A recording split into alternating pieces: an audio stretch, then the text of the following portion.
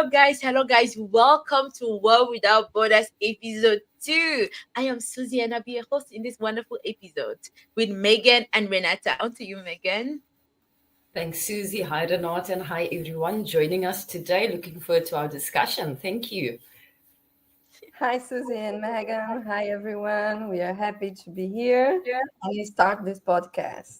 Yes, we're so happy to be here with you guys. And please, if you just joined, make sure you share, you like, and subscribe. And don't forget to comment because we can get the question from your comment and actually have a whole episode on that specific question. So please be our special guest, I can say, with your questions, and we'll love to attend to you. So the episode, today's episode 2, and we have a very interesting topic, guys.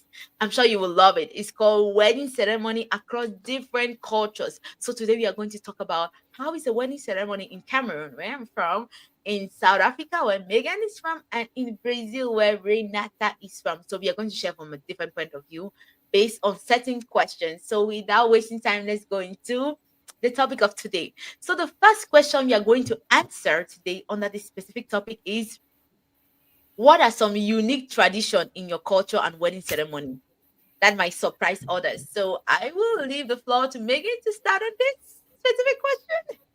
Oh, Suzy, there are so many really interesting little pieces that people add. I don't think it's all traditional though. So there are some really nice pieces that people add. And I love weddings, right? I'm a hopeless romantic and I just love the whole pulling together of all of these things. So that's the fun part for me, the planning, the excitement around it, getting everything set up.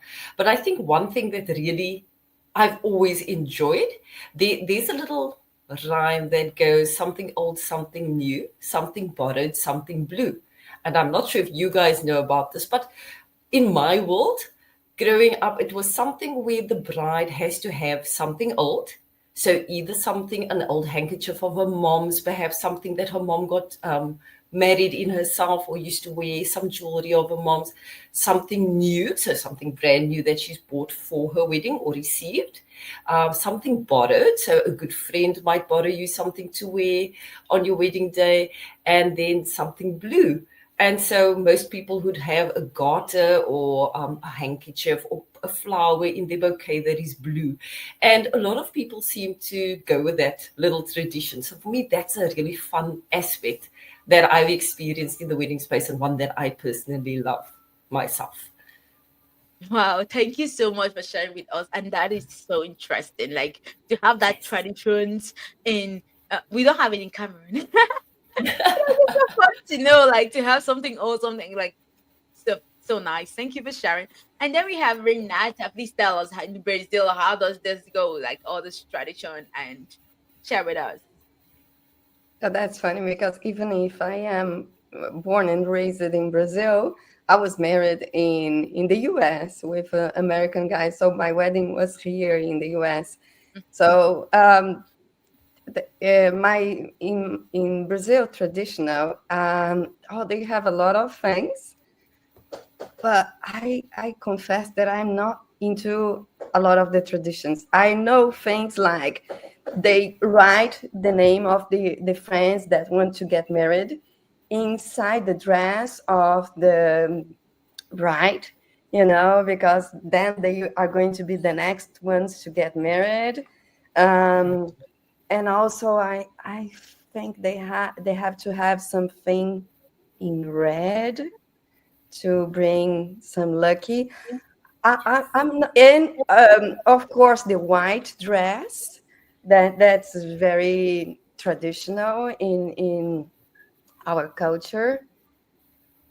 And what else? Well, I think I don't know much about that, but yes, and also music and dance and yeah. Let's Yeah. just have fun. Yes. Let's just have fun with it. Like how Yes. is magic? How is marriage ceremony back from where you're from? Like how is marriage ceremony in South Africa? Like tell me, how is the whole wedding thing?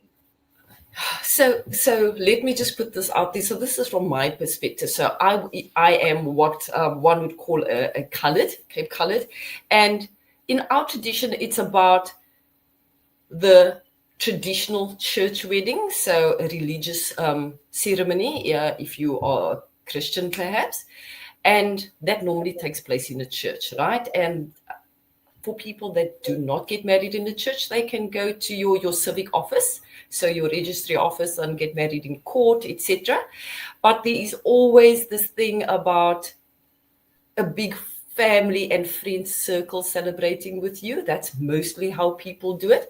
And then, of course, a lot of people also tend to go the route of a honeymoon that follows their wedding day or wedding weekend, and they would go away together, the bridal couple, after that. However, I was one of those brides that just did everything in the way that I wanted to do, right? And my husband and I, we got married on Friday the 13th by choice. And I don't think our guests were very happy with our choice of date. But for us, it was such a funny thing, because people are typically so afraid of Friday the 13th. And we just found the perfect venue, and nobody wanted to book the date. And we just like looked at each other and went, "Are you good with this?" And we went, "Right, let's do it." And that was us, Friday the 13th. And we had a beautiful sunset wedding. Almost nothing went wrong. It was perfect. So for us, it was just, let's do it our way. And I think these days, there's a whole lot less tradition being observed in that space. So people are doing it according to what they can afford, because a lot of couples these days are paying for their own weddings, and it's not a big family input into the wedding. And so they make do with what they can. A lot of couples just go to the registry office, go to court, get married, and they spend their funds that they have saved on a honeymoon. And that's the end of it. Wow, that looks like very short and brief. Wedding. It's fantastic Yes. that you have such a wedding, guys. You know why I'm telling you this. So, but like, Renata, tell us a little bit about, like, I know you got married in the US and you talked about it, but like a little bit, you attended one or two weddings in Brazil. Now you have an idea of Yeah. how things go there. Can you share with us? Yeah, sure. So yeah, what I think it's very similar what Megan described. Like more and more, I think it depends on the socioeconomic situation of the couple. So it's going to be the size of the party and how they're going to spend it. So some people just love to get married in the beach, with the sunset or things like that, in a beautiful countryside sometimes. And of course, have a lot of food and beautiful desserts. And the cake, wow, the cake, I always saw a white cake. I don't know if it had to be a white cake, but it's always a white cake, and champagne, and yes, and the honeymoon after that. And as Megan described it, in Brazil we also have the religion a day, and it depends on what religion you are, and also the civil day, that you go to the court, you have to sign, you need a testimony, and it's pretty much like that. But there are Wow. different kinds of weddings. Some people get married in a dance club, and they invite all the guests to have a huge party. And yeah, so I think it's very open, to Yes, the creativity of the absolutely. couple, and the the The money money also you have, like, yeah, they it's so have or they want to spend, because some people say, "Oh, I want to save this money to travel for a year with my partner." It's Yes. it's it's possible too, Everything can be possible. Yeah. that's just so amazing. That, like, I listen to your point of view and I see that wedding back home is like very simple. Wedding back home from where I'm from, it is a whole thing, guys. So it's a 1 week wedding. We don't get married in one day. It's not a 1 day thing. It's a 1 week thing. We have like 4 official ceremonies, and after every official ceremony, there is a big party. There must be a big party. It's like a tradition. So we have what we call the knock door. This is when the broom comes and asks for the bride's hand. So you need to ask for your hand in front of a family, even if you did it again. You did it before, you have to do it again before the wedding. So there's that Wow. introduction section that happens. That say, okay, I made a flower and I'm coming to the bride is the flower and I'm coming to take the flower. So things like that. Yes. So it's a very big ceremony. It's organized at the bridesmaid house. So the bridesmaid family cook and welcome the groom's family, and the groom family bring gifts and all this. That is ceremony one. Ceremony two, we call it the traditional wedding. We call it the bride price. This is where actually they sell. It's actually they're selling the flower to the groom. They're selling like the bride to the groom. You have to Ah, pay a lot of money. It's like a lot of money. You have to bring a lot of money and gifts to give to the bride's family to be able to take the brides with you. And then we have like it's a 1 day thing generally in the village, or maybe in the bride's family house, depending on how traditional they are. And so yes, that is the period where you spend the most money. The groom spend the most money during the wedding. That is the traditional wedding. And then, guys, we have the court wedding, where you go to a court room to sign "I am married," like to sign that wow. paper. And Yes. after the court wedding, we have a ceremony. We always have a party after every uh wedding, every ceremony. And then the church wedding. That is the final step with the very, very big party. But in between that, we also have the bridesmaid night, the groomsmaid night, things like Yeah. that, to like all of it. So it's a whole thing. It's a 1 week planning thing. Generally, people get Wow. married like 4 days. Like we take Thursday, Friday, Saturday, Sunday, and then Monday, Tuesday to like Wednesday, I to like receive the family across the globe and like party every day. Like this is Wow. Cameroon. This is how we do a normal wedding with all the steps. It's crazy, guys. What do you think Wow. about that again? That sounds amazing, actually. It's just, you know what? There's so much planning and time and energy that goes into planning a wedding, because we planned our own wedding, right? So there was no wedding planner, and we couldn't like tell everyone just do it this way and we'll come and show up on the day. We did our own wedding planning. It takes such a lot out of you. I can't imagine having this whole week of partying and doing things and partying and planning and making sure everything runs according to schedule, because my one wedding day was just like, it was enough for me. I, So I can't imagine doing that for a week. I think it goes easier because like wedding back home is a family thing. It's not the two people coming Yeah. together. It is two family marrying themselves. So that's Right. how we look at it. So Mhm. so Yes. your brother may decide, okay, I am helping you with the drinks for the traditional wedding. And you're like, Yes. okay, traditional wedding drinks not on my plate anymore. Like what else can I do? So it's more like a Yes. family thing. So it's a little bit easier than like Yeah, I wedding get you. across. And Renata, what is your point of view about this crazy wedding ceremony and rituals we have to go through to be able Well, to say, yes, I do? I think it's fun for sure, and I think you need a family to support you to, Yes. because it's a lot of work, it's a lot of Mm. money, it's a lot of things to plan and be aware. And so yeah, it cannot be just a work for two persons, two people. So it's yeah. My wedding was very simple. Me and my husband, we cooked everything. Wow. Everything was, Wow. we did, yeah, everything. So That's it just was a so very amazing. small, yeah. So I think I didn't follow any tradition because my family wasn't there, and yeah. But so I have one question. So who make the decision about that in Cameroon and South Africa? Is is the woman decision respected, or it's the family decision to the wedding, to the marriage? Ah, it I, depends. it depends. It It depends. It depends. really Yeah. depends. Yeah. I agree. I grew up in a society and a culture where the woman can decide. We still have some religions and cultures that do arranged marriages, right? So families agree on their children getting married at some point to a certain person.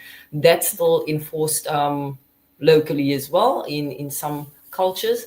And there are other cultures like Suzy mentioned, where the families come together once the couple have decided they want to get married, where the groom has to go and ask for the bride's hand in marriage from the family, and a lot of tradition goes into that.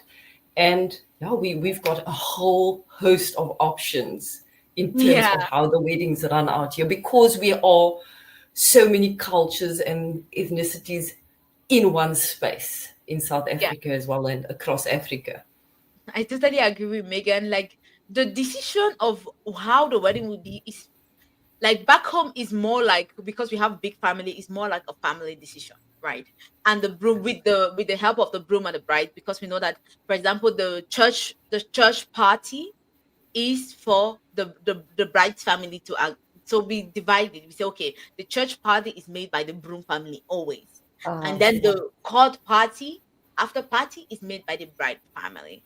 The traditional wedding is made by the bride's family, but the groom family is bringing the money in and the gifts and all what has been asked, because they give you a list. They give you a Yes. list of things you have to bring to be able to give to the father or the whole family, because you must give everything to every member of the family to be able to take the Wow. woman with you. So if you're broke and you don't have money, please, like, people save months and borrow for their Yes. wedding. This is how a big deal wedding is back Yeah. home. Like, it's crazy.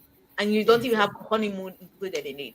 Because after that you have to take one. That's Wow. crazy, right? Yeah. That's a lot. Yeah. There is no honeymoon after that.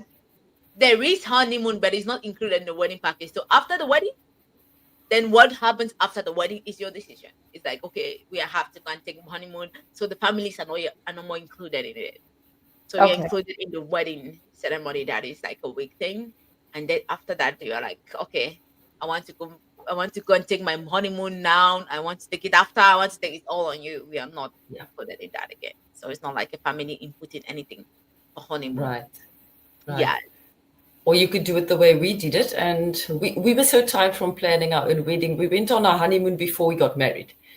That's how we did. So we needed a break, and we decided, well, we got time now. Let's do it. And we went away before we got married. And it was the best thing we could have done.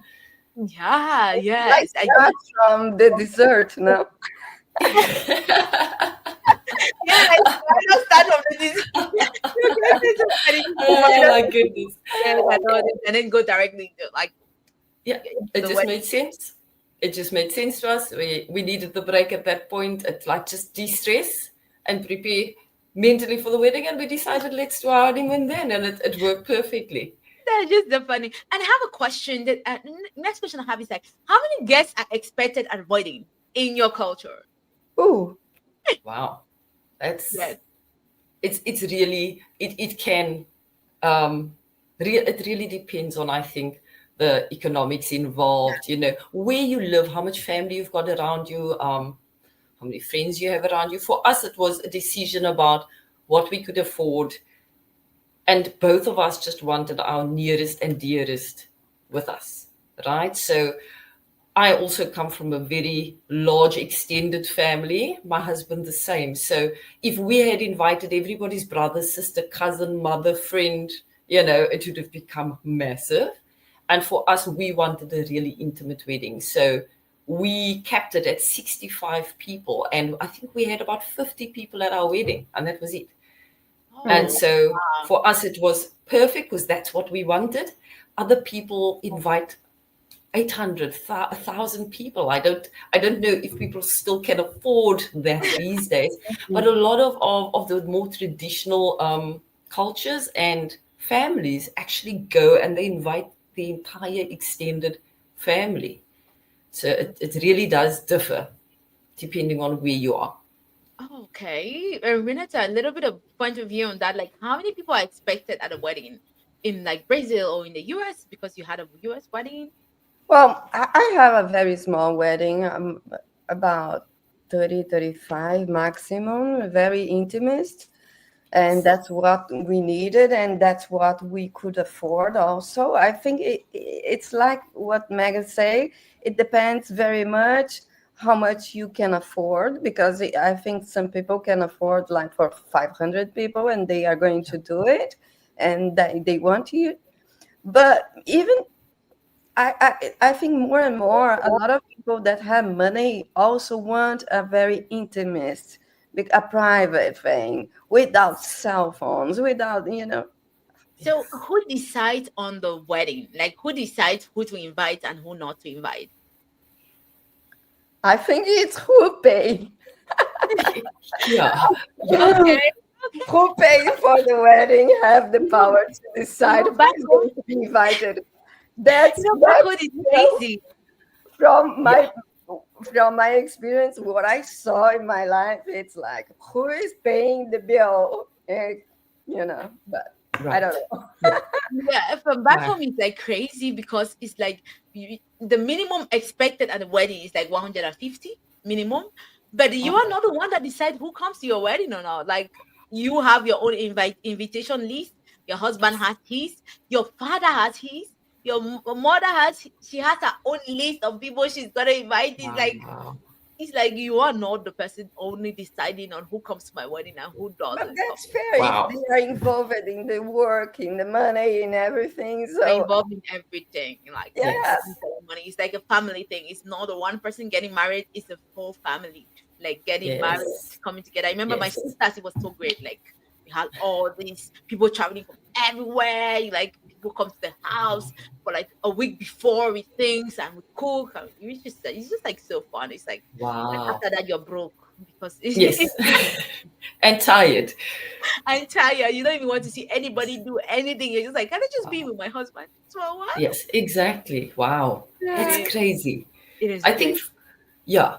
I think for us, a lot of it is the bride and groom who Mhm. typically perhaps start the list, just put down who they think, and they would basically speak to each family. So they speak to their parents and their nearest and dearest. But I think the core of it comes from the bridal couple. And then, they sort of run it by the parents and go, right, we've got room for a few more. Who would you like to bring into this space? That's typically how I've experienced it happening. so That's it's actually very negotiated. nice. Yeah. You say we Yeah. have to negotiate. Like I think back home, because the traditional wedding, if you don't marry traditional if you don't do a traditional wedding back home, you are not considered married according to the ancestors. Wow. Even if you did a church wedding or a court wedding. So the Oh, only way we affirm that you are married is when you do the traditional wedding and pay the bride price. So nowadays people try to make it like people don't want to make very huge wedding and all this. They try to make it a little bit a close thing, but you still have to go through the traditional wedding, even if you're doing intercultural marriages. And that's my next Yes. question. Like, how does intercultural marriages work in your different cultures? I'm sure you attended some. Megan, we can start with you. Yeah, so you know what? It depends. There are so many. I'm just trying to think of all the combinations that I've seen Mhm. over, my adult life. And it really depends on, firstly, how traditional and how strictly each of them follow their religion or their culture, um, how things pan out. Because I think a lot of people borrow very loosely from history in their space, and they try and accommodate both sides and bring a bit of tradition. So they mix up the traditions from both sides and they respect both cultures as far as possible. But I think it depends on the two individuals really and their families as to how they bring it together.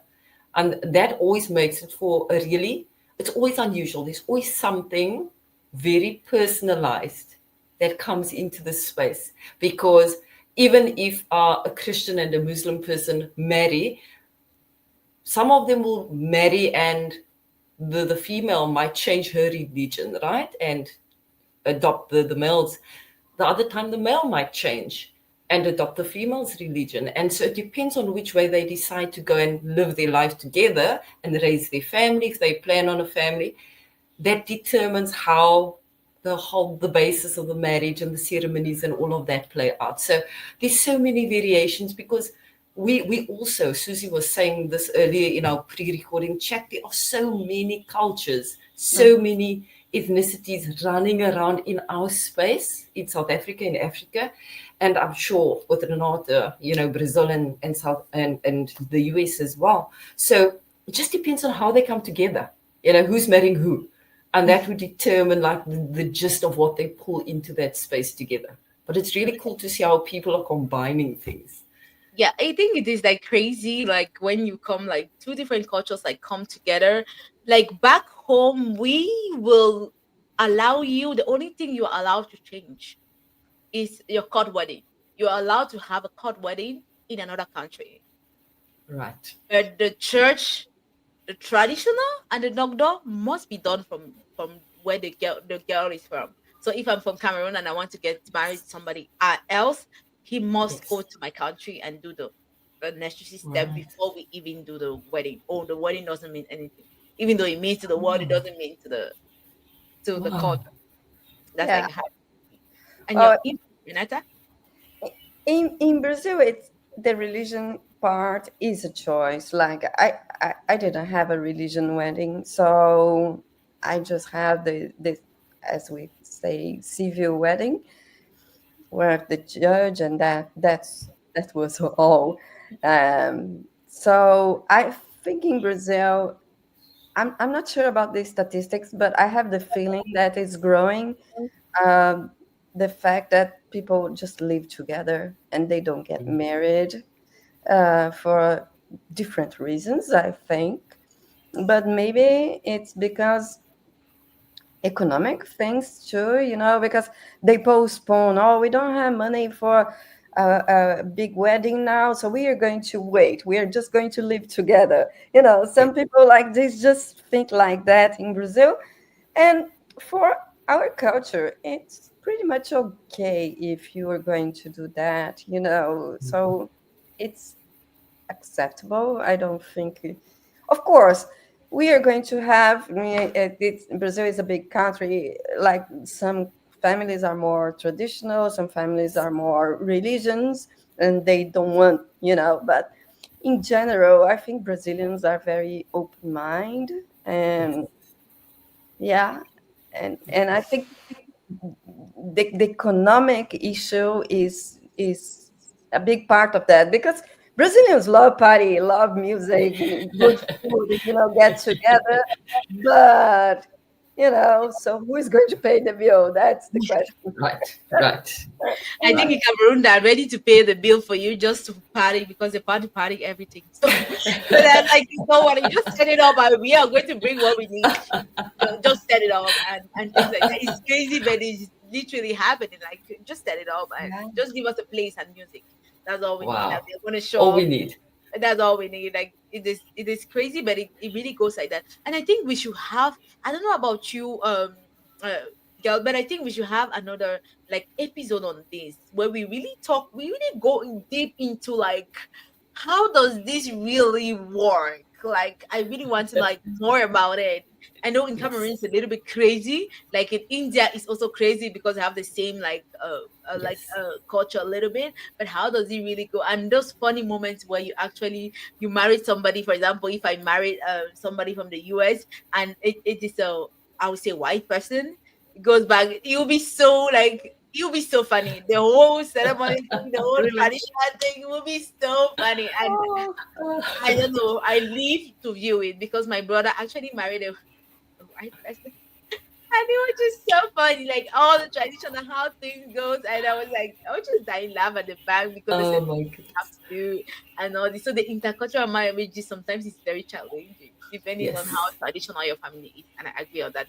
So can we have a last word before we close? Anything, any input that you think we have to forget about, like a last word or anyone out there? Yeah, I think from my side, I really think it should be the couple, the bride and groom, that gets to decide how they want to play things out, right? How that they get to choose, and everybody takes the lead from that. I'm clearly non-traditional in that way, so for me it just makes sense to do it that way. I'm not fully traditional. I love tradition, but there's just certain areas where I'm like, no, that's a little stale now, so let's move that out of the way. And so I just feel there's two people in this marriage. Let's focus on them. Yeah. From the wedding going forward, and you invite into your space who you want, but it starts with those two. That's my take on it. Wow, that's a very important point you just said. And what about you, Renata? Like, what is your Well, point of? I think it's the same because I think the glamour of the wedding day can be an illusion, and a lot of girls, they just dream about this day with the beautiful dress, and when they come to the island, and like, and get married is it's another thing. Yes, So, yes, and I think absolutely. the wedding day can be a huge distraction from Yes, the commitment that you were yes, making in that day. I mean, yes. Megan can agree with Oh, me, because Yes. marriage is another stuff, yes, and that's my concern about the big party, like. yes, Oh, I think it's a hard decision to make, and it have to be very mature from both parties, the man and the woman. And as Megan say, I totally agree. It's very intimacy. So we are going to bring two people to a family now, no? So it's I don't know. I think sometimes the wedding is a big distraction. And I definitely yes, agree with you. I think that's a topic we can have further, and like what is the aftermath of the wedding ceremony? Like after the wedding yes, ceremony, what happened like to a lot of family, and what happens to like the wedding couples as a whole. And I agree with Megan, like a wedding is a two people thing. Like for a wedding, I agree that it should be like, respect tradition, but at the end of it all, it's two people getting married. You're not Yeah. getting married to the brother, or you're getting married to your husband, and both of you should decide yes, like what you want your yes. life to be forward. And I Mm. Right. on that, I think we are going to the end of this episode. Thank you guys so much for following. I am sure we're gonna see you at episode 3. Make sure you like, subscribe, and make sure you write a comment in the comment section about what you think about all our ideas, and also your point of view. We want to know how wedding is in your different countries, or where you come from. Just share a little bit about it. Thank you so much, Yes. guys. This was episode 2, and see you at episode 3. Thank you. Bye. Thank Bye you. bye. Thank you. Bye. We're crossing oceans, crossing skies, lifting each other as we rise. No more limits, no more walls. Together we answer the world's calls. We're without borders, we are free, telling the stories of humanity. No more divide, we stand as one. Together, together, our journey's begun.